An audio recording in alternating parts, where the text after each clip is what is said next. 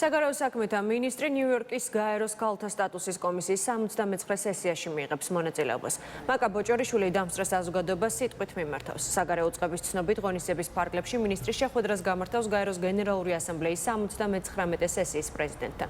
ასევე მინისტრი მონაწილეობას მიიღებს ქალთა სტატუსის კომისიისა და პეკინის დეკლარაციის 30 წლის თავისადმი მიძღვნილ მაღალი დონის ღონისძიებაში.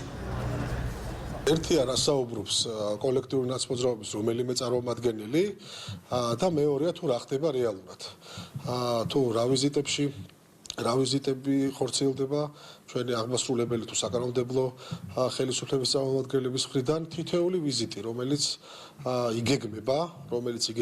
იგეგმებოდა არის ნათელი გამოვლინება იმ პარტნიორული, იმ მეგობრული, იმ პასუხისმგებლიანი პოლიტიკის, რომელსაც მიყვება ქართული ოცნება და ყველაზე მთავარი ნებისმიერ ვიზიტზე, როდესაც მეკითხები თუ რა გზავნილებით უნდა წავიდეს ამ შემთხვევაში საგარეო საქმეთა მინისტრი ამა თუ იმ შეხვედრას და კონკრეტულად გაეროში ნებისმიერი ვიზიტი იქნება და გზავნილი იქნება მხოლოდ და მხოლოდ პირველ რიგში ნაკარნახევი საქართველოს საუკეთესო ინტერესებიდან გამომდინარე, იმიტომ რომ ეს არის ჩვენი მთავარი პრიორიტეტი და მთავარი ხაზი პოლიტიკაში და ასევე ის პარტნიორული, მეგობრული და ღირსეული ურთიერთობები, რომელიც გაგვაჩნია ჩვენს მეგობარ და პარტნიორ სახელმწიფოებთან.